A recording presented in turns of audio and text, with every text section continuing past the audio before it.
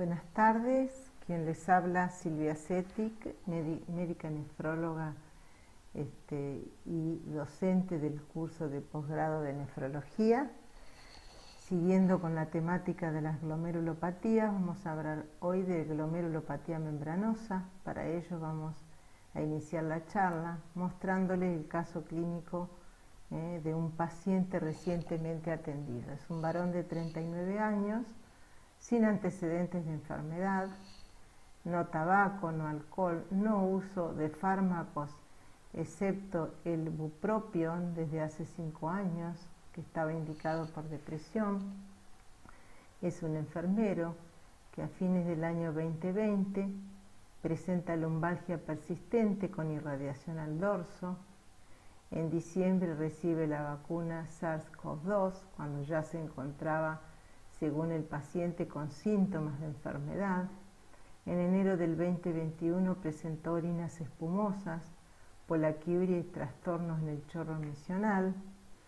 El febrero del 2021 ya presentaba edematización de miembros inferiores y rostro.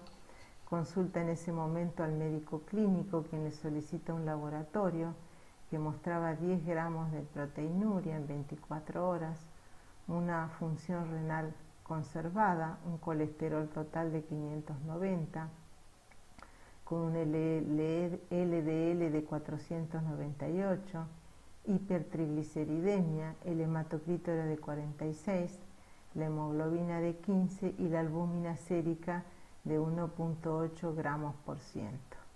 La primera consulta que hace el consultorio del nefrólogo presentaba 93,5 kilos de peso, la presión estaba hipertenso, se le indica losartán, furosemida, espironolactona, vitamina D, dieta hiposódica estricta y rosuvastatina que ya venía tomando por indicación del médico clínico. Se le hace un proteinograma por electroforesis que presentaba hipoalbuminemia marcada, serología para hepatitis B y C y HIV negativos. A los pocos días de la primera visita al nefrólogo había bajado bastante peso, casi 8 kilos y pico, la presión se había normalizado, el coagulograma era normal, ¿sí? Tenemos ahí los complementos que son normales, con hipoalbuminemia, como ya habíamos mencionado anteriormente, y el resto del laboratorio inmunológico, tanto el FAN, el anti-DNA, el anti-ENA negativos, como el laboratorio solicitado para vasculitis, quedando pendiente el anti-PLA2R. La ecografía renal era normal, la próstata estaba algo aumentada de tamaño y la PPD era negativa. En marzo del 2021 se le hace la biopsia renal, siguió medicado con espironolactona, furosemida en días alternos, se había reducido la dosis por la bajada tan importante de peso que había habido en una semana. Se deriva a hematología para evaluar estados protrombóticos, quien le indica mantenerse activo sin ninguna otra indicación. A fines del mes de marzo, el peso se mantenía igual, más o menos, estaba normotenso, se aumentó losartán a 100 miligramos, siempre probando la tolerancia. El 5 del 4 del 2021, la creatinina era de 1.1, la proteinuria había bajado a 5.8 gramos en 24 horas y la albúmina era de 3 gramos. Reducción del colesterol, los triglicéridos se mantenían altos y la orina tenía 2 a 4 hematíes por campo con un PSA normal. El losartán se sigue aumentando según tolerancia, continúa con furosemida en días alternos, manteniendo el peso y la presión arterial. El 10 del 5, la creatina era de 1.4, la proteinuria se mantenía en 4 gramos en 24 horas, con una albúmina sérica de 3 gramos por decilitros. El colesterol y el LDL se mantenían en rango más bajo al inicial, con el discreto aumento de los triglicéridos. Quiere decir que hasta el momento lo que podemos decir con certeza es que este paciente presenta un síndrome nefrótico. también tenemos que decir que hasta el momento, al no tener otros síntomas de enfermedad sistémica, podemos pensar que es un síndrome nefrótico idiopático, por lo cual, ante esta perspectiva, los diagnósticos más probables del paciente serían, según la edad y el sexo, probablemente una glomerulopatía membranosa, podría ser un esclerosante focal, menos frecuente la mesangial por IgA o a cambios mínimos. No había evidencia de enfermedades sistémicas como el lupus, que sería otra de las causas frecuentes, y no tenía antecedentes de diabetes, que sería, por supuesto, de todas las causas de síndrome nefrótico secundario en adultos, la más frecuente. ¿Qué dicen las KDIGOs sobre el síndrome nefrótico para ver cómo lo estábamos manejando y cómo tenemos que manejar? El tratamiento del edema del síndrome nefrótico, inicialmente la restricción estricta del sodio a menos de 2 gramos por día, el uso de diuréticos de asa, preferentemente 2 veces al día, el uso de diuréticos tiacídicos o de los antagonistas de los minerales corticoides, en segundo lugar, siempre cuidando y monitorizando los efectos indeseables de los diuréticos, que sería evitar las hiponatremias, las hipocalemias y la depresión de volumen que se puede dar en pediátricos o en adultos mayores y que pueden generar deterioro a la función renal. Siempre pensando en que si uno tiene un paciente con un síndrome nefrótico grave, las estrategias para el manejo del síndrome nefrótico, aparte del uso de uso concomitante de varios diuréticos, podemos usar la infusión de diuréticos endovenosos o en combinación con albúmina y la ultrafiltración y la hemodiálisis como últimas perspectivas. ¿Qué nos dicen las KDIGO del manejo de la proteinuria y la hipertensión arterial? El uso de ECA o ARA2, según su máxima tolerancia, tratando siempre de titularlos para que la presión arterial esté lo más baja posible, tratando de que baje por debajo de menos de 120 de sistólica y tratando de llevar la proteinuria a menos de 1 gramo por día. Siempre monitorizar frecuentemente la tolerancia del paciente usando la dosis máxima tolerada y siempre teniendo en cuenta que no haya desequilibrios hidroelectrolíticos como o las pérdidas de potasio o las ganancias de potasio en este tipo de pacientes que usan inhibidores de la enzima convertidora. Son raros, pero se pueden dar. ¿Cómo manejamos la dislipemia en el síndrome nefrótico? Por supuesto, lo más importante es el cese del tabaco, bajar el peso, aumentar la actividad física y hacer una dieta lo más sana posible. Sin embargo, en la medida en que persiste el síndrome nefrótico y la dislipemia, podemos considerar el uso de estatinas como primera terapia, ¿sí? Con algunos objetivos claros, y posteriormente podemos usar los fibratos, el ácido nicotínico o el ezetimibe. Respecto a qué dicen las KDIGO 2020 del manejo del síndrome nefrótico, anticoagulación en pacientes que tengan trombosis venosa profunda, trombosis arterial, embolia pulmonar o fibrilación atrial, ¿sí? Y el uso profiláctico estaría indicado en aquellos pacientes que tienen menos de 2 gramos de albúmina por decilitro, con una de las siguientes: una proteinuria más de 10 gramos, o un índice de masa corporal más de 35, que haya predisposición genética para tromboembolismo, que haya insuficiencia cardíaca, reciente cirugía abdominal u ortopédica y prolongada inmovilización. Quiere decir que hasta el momento nosotros tenemos este paciente que lo tenemos tratado con restricción de sodio y ECA o ARA2 y diuréticos de asa y espironolactona, que lo vamos manejando según el peso y la presión arterial. Bueno, finalmente tenemos la biopsia de este paciente que se hizo en marzo, donde hay buena cantidad de glomérulos, donde se advierte engrosamiento difuso de la pared capilar, con imagen espiculada de la membrana basal, en técnica de metenamina plata, y depósitos fusinófilos subepiteliales con técnica de mazo.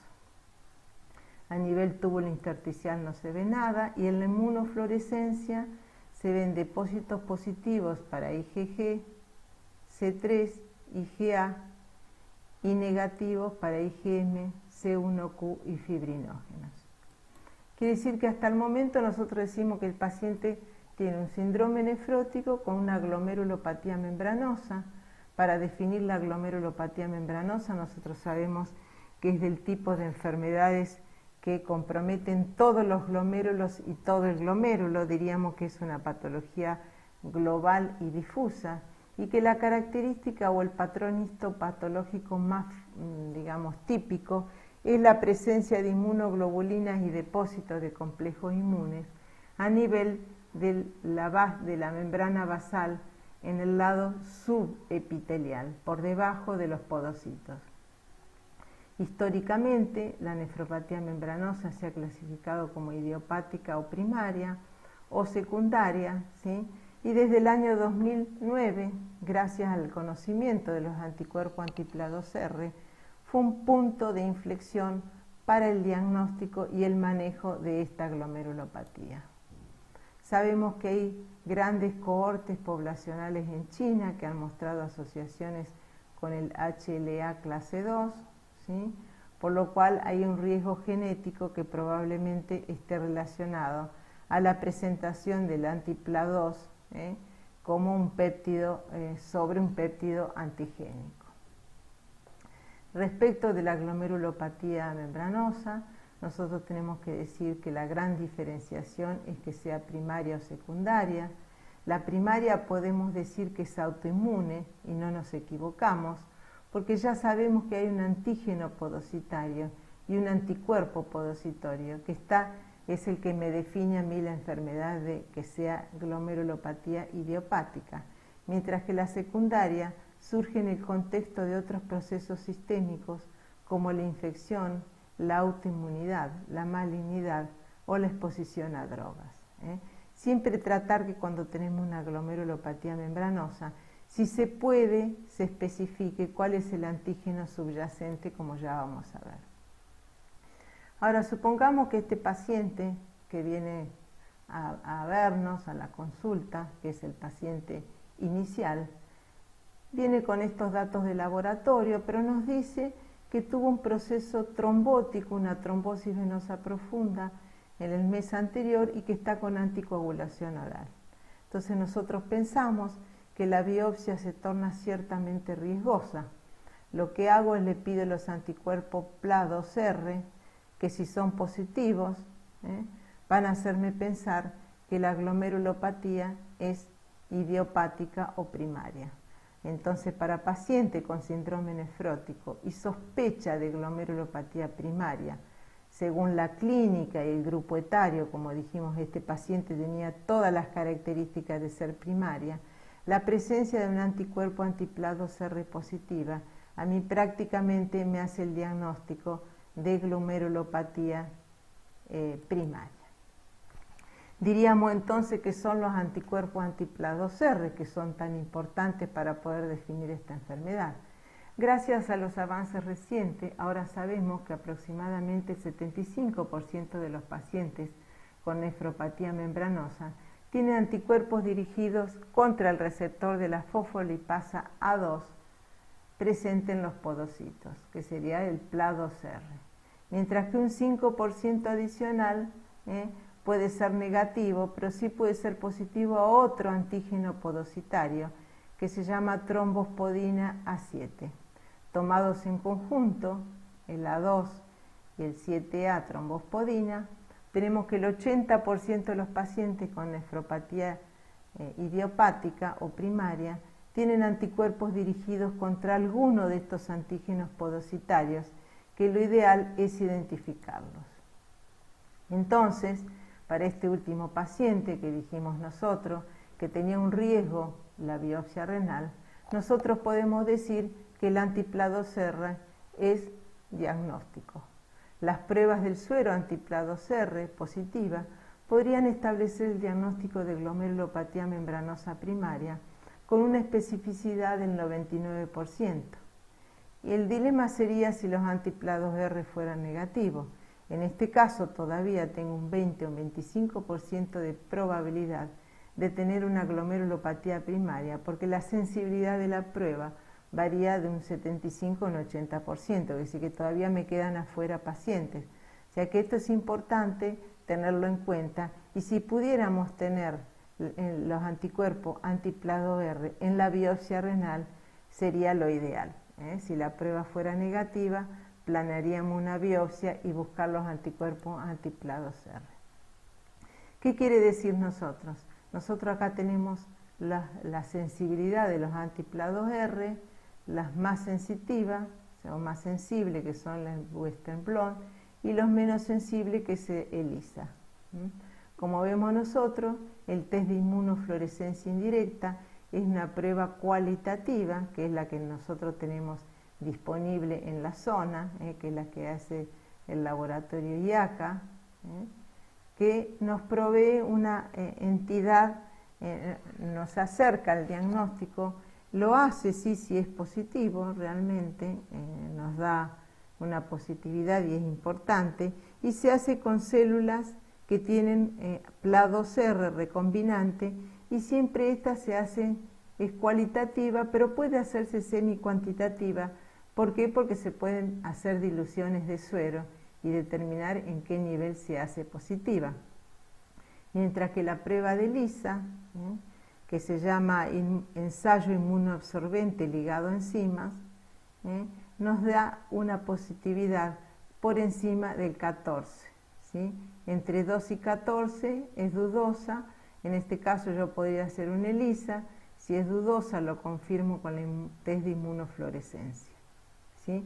De tanta importancia son la presencia de cualquiera de estos dos anticuerpos, que no van a ir a mí determinando en la evolución del paciente si el paciente puede ir a una remisión o puede ir a una enfermedad persistentemente activa, que habría que reconsiderar la terapia. Quiere decir que una vez que el paciente tenemos el diagnóstico inicial, debería medir el anti-PLA2R, en lo posible una técnica cuantitativa, para evaluar cuál es la positividad y si va aumentando o bajando los niveles. ¿Qué otros antígenos puedo yo medir? Nosotros dijimos recién que lo ideal es ponerle un nombre y poder decir es una nefropatía membranosa idiopática asociada a tal antígeno. Entonces hablamos del anti-PLA2R, dijimos que este es un anticuerpo dirigido al dominio 7A de la trombospodina tipo 1. Tenemos otros anticuerpos, como el factor, sería el anticuerpo dirigido contra el factor de crecimiento neuroepidérmico tipo 1. Esto se ve en algunos pacientes con malignidad, igual que este. La semaforina 3B, que sería otro anticuerpo podocitario, que se asocia en algunos niños, por ejemplo, y la exostosina 1 y 2, que se está estudiando mucho en pacientes con lupus. En el caso de las glomerulopatías secundarias, los antígenos circulantes serían endógenos o exógenos, con la asociación de los inmunoglobulinas dirigidas hacia esos antígenos, formando los inmunos complejos que podrían llegar a plantarse según el tamaño y la carga en el subepitelio. Siempre acordémonos que cuando hablamos de membranosa, hablamos de una patología que no es proliferativa, y justamente no es proliferativa en virtud del tamaño del inmunocomplejo, que hace que al ser pequeño pase hacia el otro lado, hacia la vertiente subepitelial, no generando proliferación. Entonces, así que tenemos en este American Journal of Kidney Disease publicado en este año, nos dice que cuando tenemos una nefropatía membranosa, tenemos una gran cantidad de pacientes que son positivos para el PLA2R, ¿sí? Tenemos otros, como dijimos, las trombospodinas, un grupo que no está caracterizado y otros grupos que son la semaforina, el NEL y las exostocinas. Y tenemos un 30% secundario, ¿sí? Que en este caso le vamos a dar mucha importancia, acá los marqué, al lupus eritematoso sistémico, la hepatitis B y C, como causa de glomerulopatía membranosa secundaria, los antiinflamatorios no esteroideos, y acá nos paramos y decimos la malignidad, toda patología cancerosa, un paciente con un cáncer, si el paciente tiene más de 55 o 60 años y desarrolla una glomerulopatía membranosa, uno le va a poner atención a la posibilidad de que sea una forma secundaria concomitante con una patología neoplásica. Vamos a mirar el cáncer de pulmón, que serían los sólidos, tipo de tumores sólidos, como el cáncer de mama, el de colon y el renal. Hay una pequeña parte que se asocia al rechazo a lo inmune, el rechazo de injerto contra huésped, que también nos podría dar, por ejemplo, una glomerulopatía secundaria. Entonces dijimos que tenemos este paciente, ¿sí?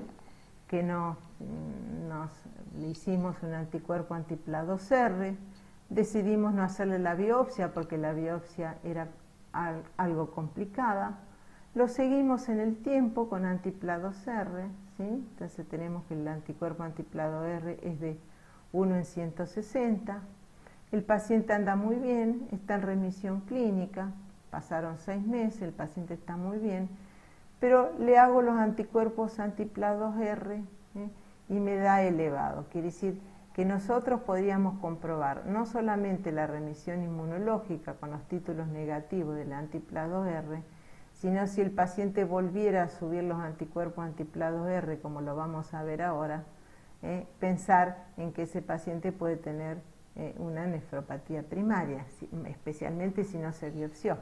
En ese caso uno tomaría una conducta distinta, que sería la posibilidad de biopsiarlo. Si nosotros vemos que el paciente anda mal y los anticuerpos anti-PLA2R no desaparecen en el tiempo, uno podría pensar que el paciente sigue con la enfermedad. Tan es así que el anti-PLA2R sería un método no invasivo de diagnóstico de membranosa, también de seguimiento y de cese de la inmunosupresión si el paciente tuviera una remisión clínica. O sea que ante una remisión clínica, la presencia de los anti-PLA2R negativos me ayudarían a poder tomar la decisión de suspender el tratamiento, ¿sí? ¿Qué dicen las KDIGO 2020 con respecto a los anticuerpos anti-PLA2R? Que si los anticuerpos me dan negativo, le hago una biopsia, porque necesito tener la certeza diagnóstica. Pero si me da positivo y el riñón funciona bien y la proteinuria no es de gran jerarquía, yo puedo decir que es una nefropatía membranosa primaria sin hacerle biopsia, salvo que tuviera que considerar una terapia inmunosupresora porque el paciente anda mal, porque tenga una rápida deterioro de la función renal, un curso inusual clínico, alguna alteración serológica como un FAM positivo, por ejemplo, o la falta de respuesta inicial al tratamiento. Cualquiera de estas situaciones, junto con el anti-PLA2R negativo, serían 2 indicaciones de biopsia renal.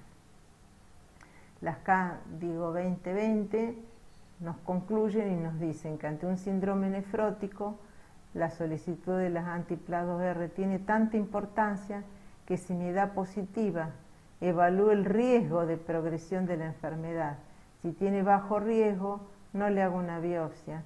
Si tiene alto riesgo de progresión, que eso lo vamos a ver ahora en un instante, o si bien de un bajo riesgo pasa a tener un alto riesgo, yo tengo que hacer una biopsia renal.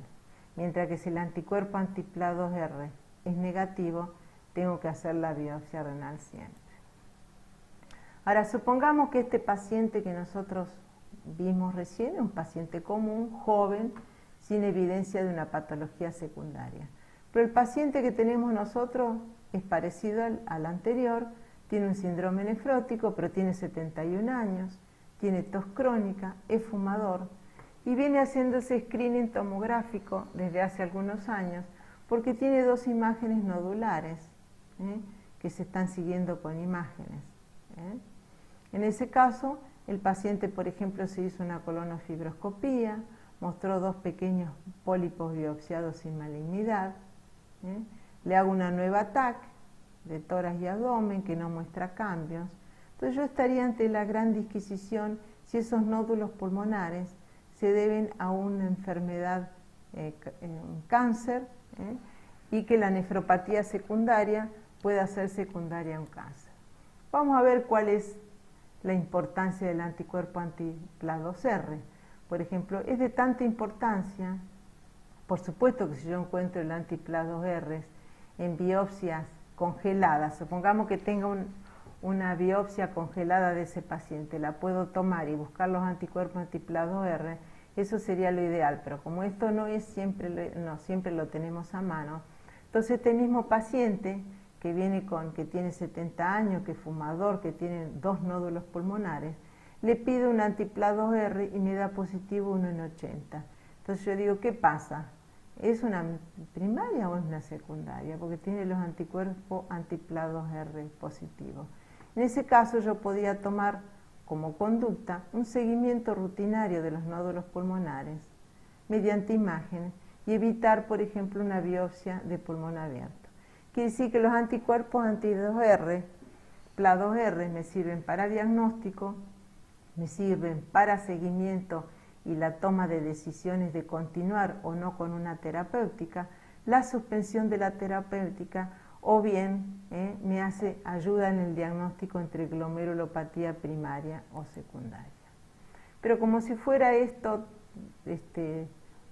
como siempre, complicado, nosotros sabemos que los anti-PLA2R no solamente se ven en las primarias, sino que hay un grupo de pacientes que tienen cáncer, infección, lupus u otras enfermedades sistémicas que pueden tener un bajo porcentaje los anti-PLA2R positivos. Así que bueno, no es tan fácil la cosa. Una cosa muy importante a tener en cuenta es la correlación del anti-PLA2R sérico y glomerular. En general existe una fuerte correlación entre la tinción de biopsias renales para el antígeno y el anticuerpo, ¿sí?, en asociación con la presencia de los anticuerpos circulantes. Esto es muy importante porque lo ideal sería poder medir los niveles al momento de la biopsia y lo ideal sería, por supuesto, verlos en la biopsia con la inmunofluorescencia. La tinción glomerular para anti-PLA2R, como acabamos de decir, es más sensible que los circulantes. Bueno, para mirar un poquito lo que es la anatomía patológica, acá tenemos la biopsia de un paciente que tiene una glomerulopatía membranosa. Vamos a ver en esta primer figura que el glomérulo no aparece con proliferación. En toda su extensión lo que tiene es aumento del engrosamiento de la membrana basal en todos lados, con la presencia de espículas a este nivel y la presencia de pequeñas geodas del otro lado que le dan la imagen espicular. ¿Sí? Acá vamos a ver con técnica metenamina plata, que es como se hace el diagnóstico. Como sabemos nosotros, hay 3 estadios, el 1, el 2 y el 3, que tienen que ver con el momento donde se encuentra localizado el anticuerpo. En este caso el anticuerpo es subepitelial, estos son los podocitos. Y después, si miramos esta segunda diapositiva, vemos que el anticuerpo que estaba acá, que era subepitelial, se encuentra en forma intramembranosa para finalmente, acá se ve más electrolucente, ser subendoteliales. ¿Sí? Finalmente lo que tenemos siempre es el engrosamiento difuso de la membrana basal, que se ve en la inmunofluorescencia como la inmunoglobulina G, fina y granular en todas las membranas basales del glomérulo. Acá, por ejemplo, en esta tenemos, estas tres son las microscopía electrónica, vemos que hay una inclusión túbulo reticular, que sería un depósito subendotelial, que dijimos que los más frecuentes eran subepiteliales, subendotelial, en un paciente con un lupus. Esta es una de las características que diferencia entre la primaria y secundaria, cuando hay más depósitos subendoteliales y si el depósito es de característica de inclusión túbulo reticular. La diferencia en la biopsia renal entre membranosa primaria y secundaria siempre se ha estudiado mucho. La importancia de la biopsia renal, sobre todo cuando hay deterioro de la función renal, digamos, se prefiere, si hay deterioro de la función renal, siempre tener una biopsia renal, por más que los anticuerpos anti-PLA2R sean positivos. Pueden determinar que haya esclerosis glomerular, fibrosis intersticial con atrofia tubular. Puede haber la presencia de semiluna glomerular, nefritis túbulo intersticial. Nosotros sabemos que la membranosa es uno de los tipos de glomerulopatía primaria que se puede complicar con semilunas, es decir, proliferación extracapilar. Y podemos encontrar también en pacientes con deterioro de la función renal signos indirectos de trombosis de la vena renal. La inmunofluorescencia en la nefropatía membranosa es muy importante, de manera tal que muchas veces, aunque no esté engrosada la membrana basal, la sensibilidad de esta permite detectar tempranamente depósitos de IgG y C3, siempre subepiteliales, y que se ven en el nivel de la inmunofluorescencia como un bucle fino, como vimos recién, y de características granulares. Si pudiéramos determinar con la tinción cuál es específicamente el antígeno, sería lo ideal. Y acá estarían cuáles son las pistas para que yo sospeche en una biopsia renal de que el paciente tiene una patología primaria o secundaria. Entonces vamos a ver que las nefropatías secundarias en general tienen hipercelularidad endocapilar, proliferación mesangial. Fíjense la hipercelularidad endocapilar que se puede ver en el cáncer o en el lupus, lo mismo para proliferación mesangial, lupus o cáncer o Sjögren dice acá. La presencia del tipo de depósitos, fíjense que si hay C1Q, nosotros en general tenemos IgG, y de la IgG casi siempre tenemos IgG4 si la pudiéramos tipificar, mientras que IgG1, 2 o 3 se pueden asociar, por ejemplo, a cáncer, ¿sí? Y la C1Q a lupus, y la IgM también a lupus. También, bueno, por supuesto, si podemos buscar el anti-PLA2R y no lo encontramos, bueno, también sería importante si lo encontramos a favor de primaria y si no lo encontramos a favor de secundaria.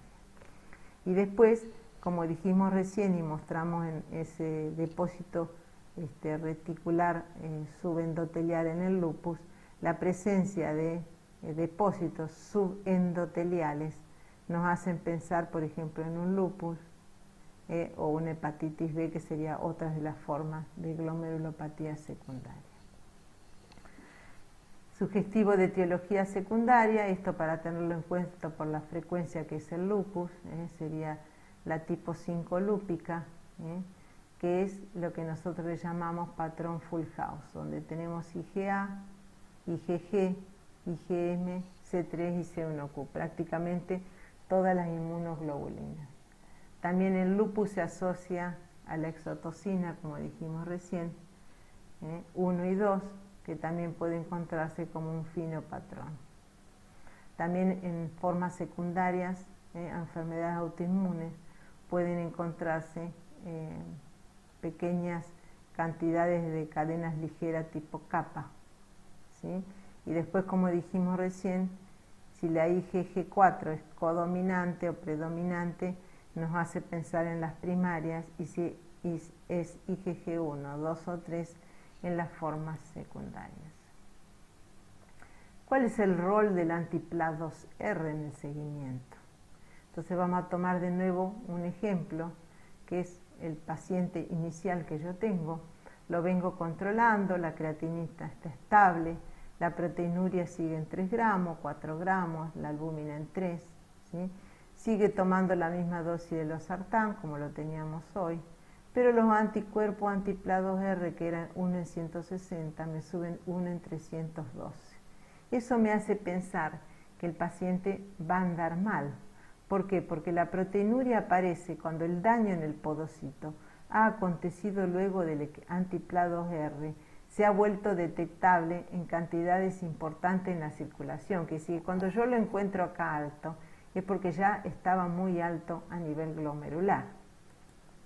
Entonces, por eso nosotros decimos que al inicio de la enfermedad membranosa, nosotros tenemos que los síntomas son insidiosos, como vimos en este paciente que tenía el dolor lumbar, que tenía trastornos para orinar, que orinaba menos. Pasaron 3 meses hasta que el paciente como que hizo bien el debut del síndrome nefrótico. En este periodo nosotros vamos a encontrar en el tejido, en el riñón, los anti-PLA2R. Y en la sangre va a ser negativo. Y vamos a ver acá, como dice, que el riñón funciona como un lavabo, hace perder los anticuerpos, o sea, que se pierden a través de la orina. Después, si seguimos a este paciente, empieza con síntomas acá. Acá fíjense que el anti-PLA2R aumenta antes que la proteinuria, quiere decir que lo ideal sería hacer el diagnóstico antes, ¿sí? Así que eso es una de las características, y ahora vamos a ver cómo sigue. Los anticuerpos anti-PLA2R son marcador pronóstico y de respuesta a la terapia. Hay evidencia considerable que muestra que se correlacionan con la actividad, con el pronóstico sobre la gravedad de la enfermedad, y es un biomarcador útil a la hora de evaluar la eficacia del tratamiento porque nos va bien o porque nos va a ir mal. La remisión espontánea es más común en pacientes con títulos de anticuerpos bajos. Los títulos elevados se asocian con respuestas más bajas, ¿sí? Y si hay títulos elevados, la inmunosupresión debe prolongarse en el tiempo. La tasa de recaída también se correlaciona con el nivel de anticuerpos en el momento de la remisión clínica. Los pacientes que se vuelven anti-PLA negativos con tasas de recaídas más bajas que aquellos pacientes que siempre están con anti-PLA2 positivos.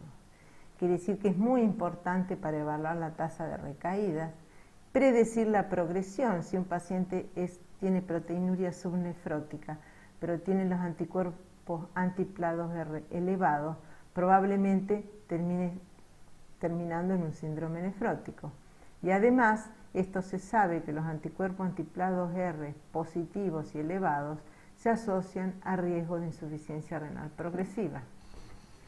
Bueno, acá se puede ver cómo ante un paciente que responde o que no responde, como un paciente que responde al tratamiento, bajan primero los anticuerpos anti-PLA2R y después baja la proteinuria.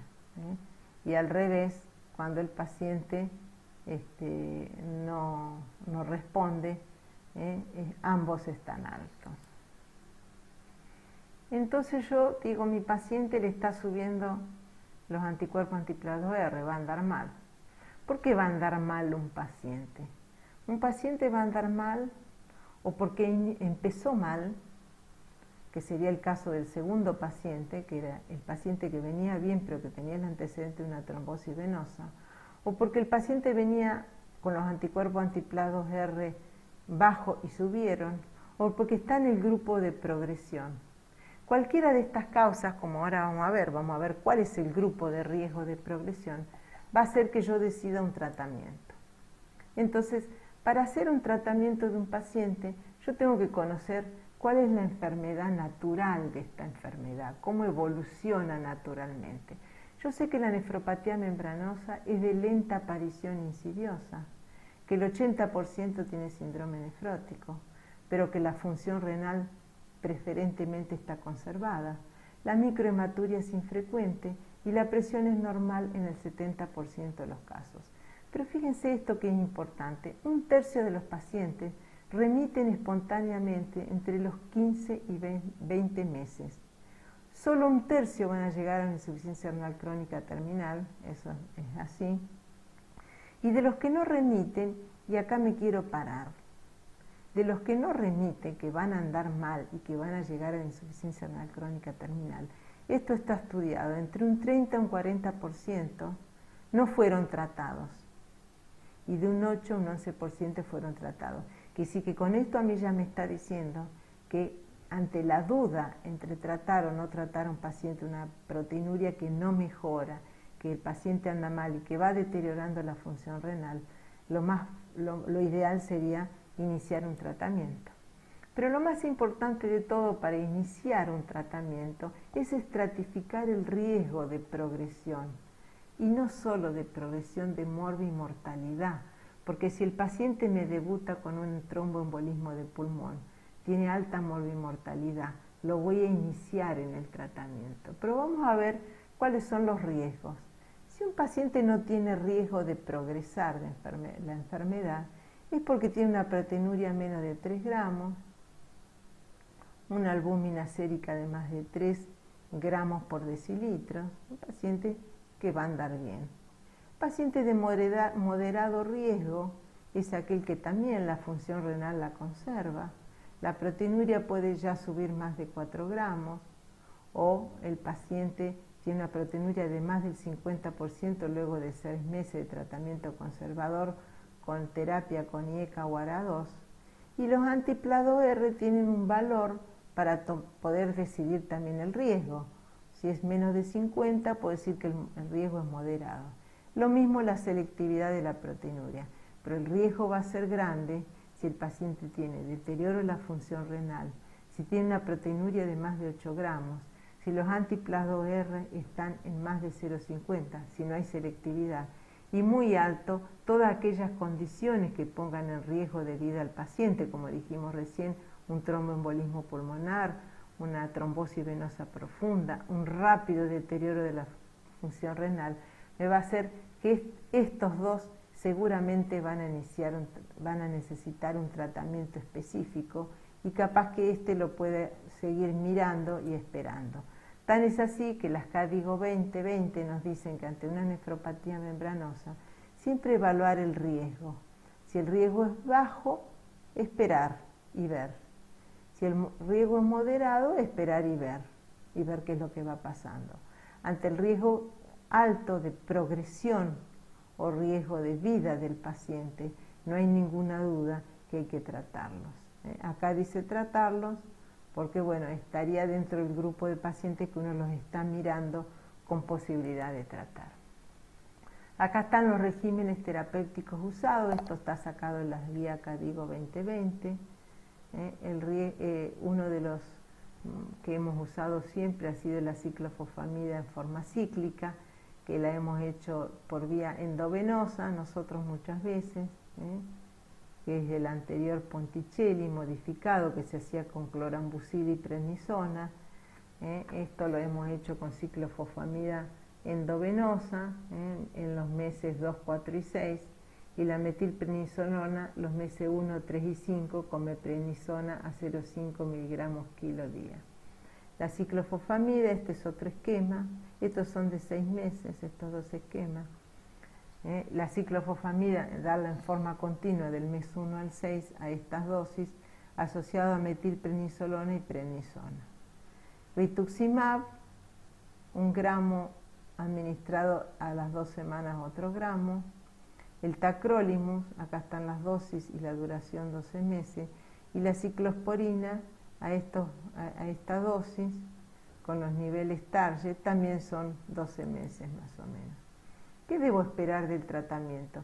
Acá vuelvo al esquema que vimos hoy, que una vez que el paciente nosotros vemos que tiene una evolución estable, hemos instituido el tratamiento, tengo que tomar la decisión de cuál va a ser el mejor momento para suspender el tratamiento.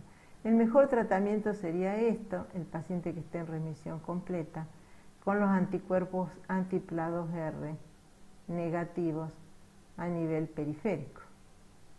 Vemos acá que si la remisión es parcial, tendríamos que esperar la remisión completa. Quiere decir que para yo tomar la decisión de suspender un tratamiento, tendría que tener remisión clínica, remisión de la anti-PLA2R negativa, pero la remisión clínica. Y en ese caso, uno estaría autorizada a suspender el tratamiento.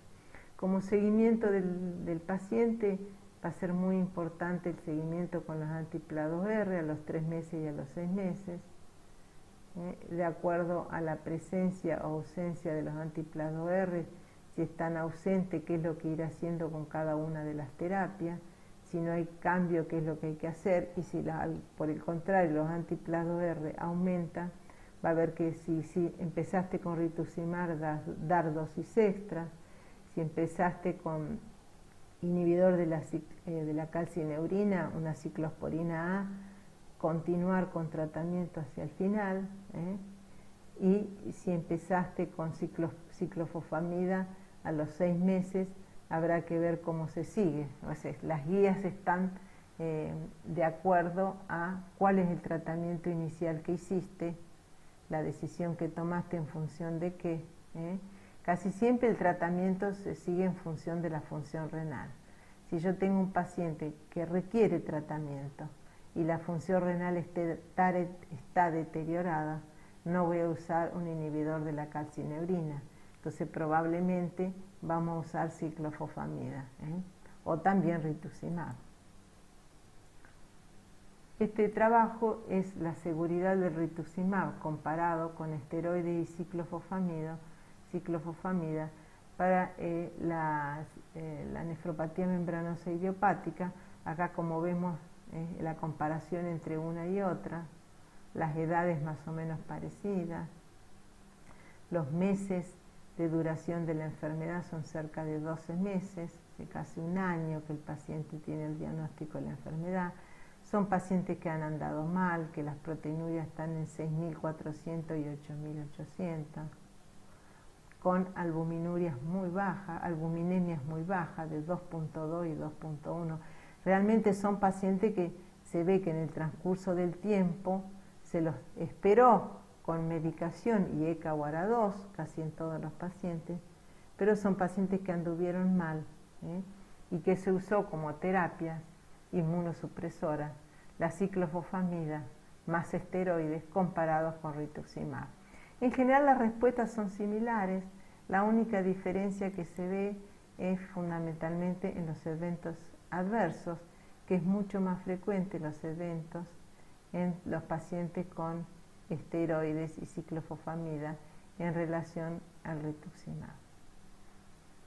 Lo mismo para eventos graves y no graves. Eventos serios y no serios siempre son superiores. Por eso es que si el paciente está dentro de todo bien y no tiene deterioro de la función renal, una de las posibilidades sería usar rituximab. El manejo inicial de la recaída, bueno, dependerá del tratamiento inicial. Si empezamos con rituximab, se puede repetir el rituximab. Si empezáramos con inhibidor de la calcineurina y el paciente recae, se podría volver al inhibidor de la calcineurina si anduvo bien y darle o no rituximab. Y si el paciente empezó con ciclofosfamida, se podría pasar a rituximab o inhibidor de la calcineurina. Acá está el manejo de la nefropatía resistente al tratamiento. Bueno, todo depende de que la función esté estable o que haya disminuido. Acá tenemos, por ejemplo, con el rituximab se puede cambiar a calcineurina, a inhibidor de la calcineurina, ciclofosfamida. Si empezaste con inhibidor de la calcineurina, rituximab o ciclofosfamida, la ciclofosfamida especialmente si disminuyó la función renal. Y si empezaste con ciclofosfamida y está la función renal estable, se puede pasar con rituximab. O se puede directamente pensar que el paciente tiene una enfermedad resistente a la ciclofosfamida y al rituximab, ¿no es cierto? Bueno, en este caso, para terminar, vamos a hablar de las posibilidades de que un paciente se trasplante y que tenga una nefropatía membranosa. En ese caso, lo ideal sería medir los antiplados R, que si son positivos, tienen 50% de riesgo de recurrencia. Y si son negativos, tendríamos que ver la biopsia previa y ver la biopsia de los riñones nativos. Si tenía anticuerpo antiplados R y desaparecieron, la recurrencia es baja. Pero si tienen anticuerpo antiplados R y sigue siendo negativo al momento del trasplante, hay un riesgo de recurrencia, especialmente si había presencia de antiplados R en los riñones nativos. Bueno, con esto damos por terminada la charla. Espero que les haya sido útil. Acá está la bibliografía. La nefropatía membranosa realmente es una nefropatía muy frecuente. Nos vemos con bastantes dificultades a la hora del manejo, en la hora de la toma de decisiones, si hay que iniciar o no un tratamiento. Muchas veces no tenemos los anticuerpos antiplados R porque los pedimos y la obra social no los autoriza, o tenemos mes y medio para el resultado. Entonces muchas veces nos tenemos que manejar como nos manejábamos hace años, con los factores de riesgo de progresión de la enfermedad. Y bueno, también por supuesto siempre la lectura frecuente de la temática que nos va a tener siempre actualizados para ver cuál es el mejor tratamiento.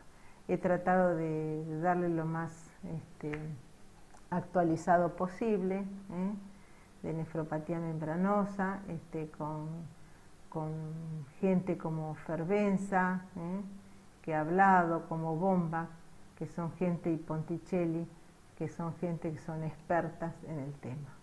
Bueno, muchísimas gracias, que estén todos bien.